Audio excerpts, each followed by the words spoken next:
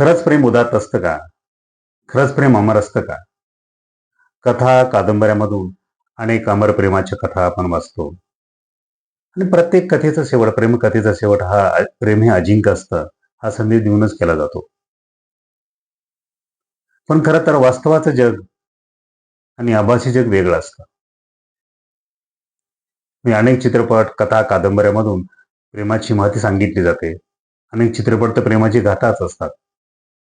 अनेक तरुणाईंचं जे काही वय असतं, तरुणात पदार्पण करणारं, त्या वयामध्ये एक आभासी जगात ते तरुण जगत राहतात.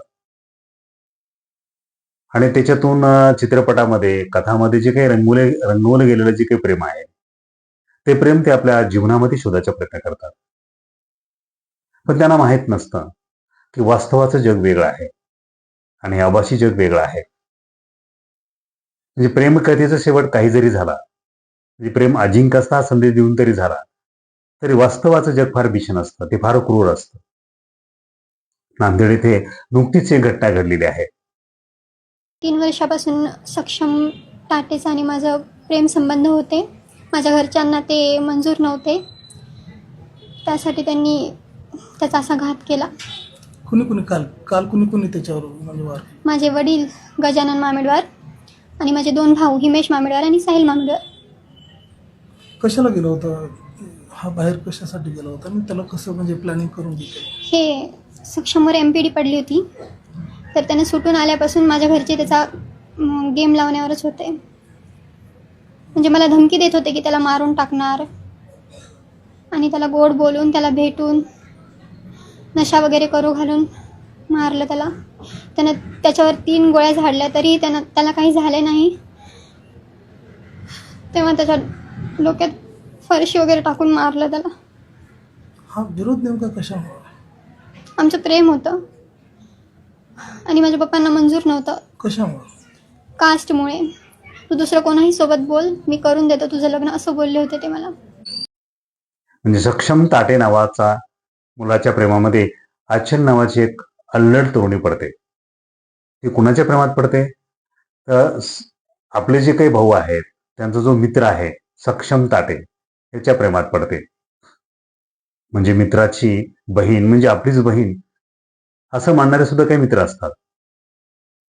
पण सक्षमच्या भावना प्रेमाकडे झुकतात आणि आचल आणि सक्षम ताटे यांची लव्ह स्टोरी सुरू होते. लव्ह स्टोरी सुरू झाल्यानंतर ती घरच्यांना कळते, ती कळणारच असते. सोशल मीडियाच्या माध्यमातून त्यांना कळतं की आपले आचल सक्षम ताटे याच्या प्रेमात आहे. आणि सक्षम ताटे हा आचलच्या भावाचा मित्रच आहे. ते सक्षम ताटेविषयी त्यांना सर्व माहिती आहे. सक्षम ताटे गंभीर गुन्हे नोंदवले गेलेले आहेत. सक्षम ताटे हा गुन्हेगार प्रवृत्तीचा आहे आणि अशा गुन्हेगार प्रवृत्तीच्या माणसाच्या प्रेमामध्ये आपली बहीण आहे, आपली मुलगी आहे, हा खरं तर त्यांना शॉक होता. आणि आपल्या मुलींचं सक्षम पासून मन प्रवाहित व्हावं, त्याच्या प्रेमापासून ती दूर जावी म्हणून त्यांनी प्रयत्न केले. तिला सांगून पाहिलं, पण प्रेम असते ते अधिक दृढ होत गेलं. ती आपल्या निचेवर ठाम होती, कारण ती तिच्या आभासी जगात जगत होती. आणि शेवटी कुणीही कल्पनाही करू शकणार नाही अशा पद्धतीचा या लव्ह स्टोरीचा अंत झाला. तर जी काही आचल आहे, तिला जेव्हा कळलं की आपल्याच सक्षम प्रियकराचा आपले भाऊ आणि वडील काटा करणार आहेत, म्हणजे गेम करणार आहेत, ह्याच्यावरून कळतं, तिचे जे काही शब्द आहेत त्याच्यावरून कळतं आपल्याला की हे दोन्ही कुटुंब जे आहेत हे गुन्हेगार प्रवृत्तीचे आहेत की काय, आणि ते तुझा सक्षमचा गेमच करणार आहे अशी तिला भीती वाटत होती. आणि शेवटी त्याला बोलावून घेतलं, त्याला परावर्तित करण्याचा प्रयत्न केला, पण सक्षमही आपल्या प्रेमावर ठाम असल्यामुळं त्याला गोळ्या घातल्या गेल्या आणि गोळ्या घालून तो मेला नाही म्हणून त्याला फरशी घालून त्याच्या डोक्यामध्ये तिचा मृत्यू केला.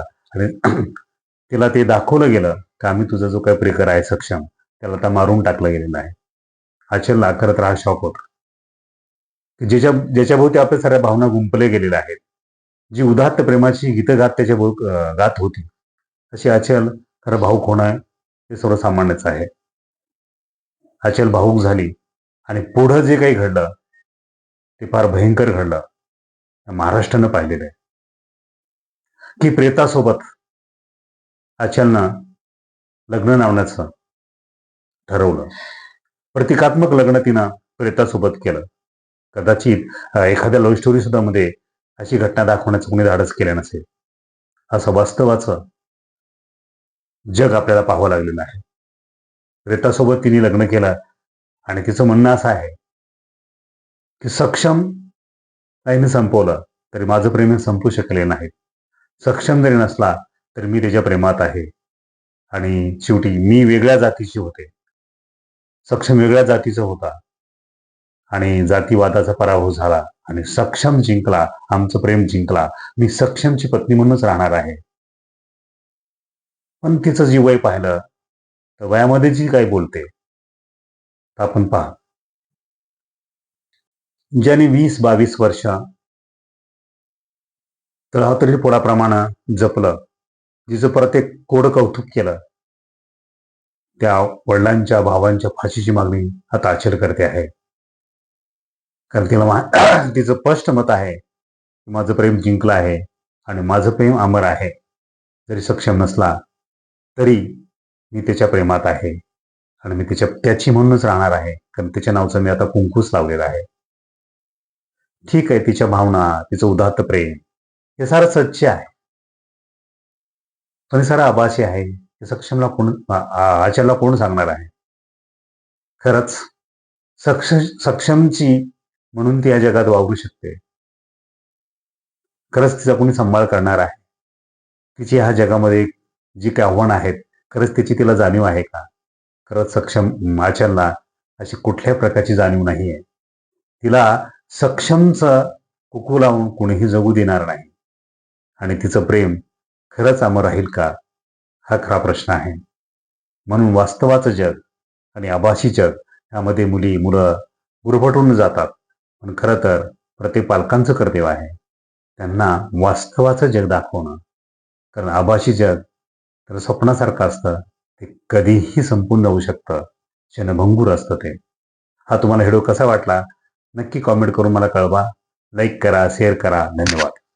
जर चॅनल सबस्क्राईब केला नसेल तर जरूर सबस्क्राईब करा.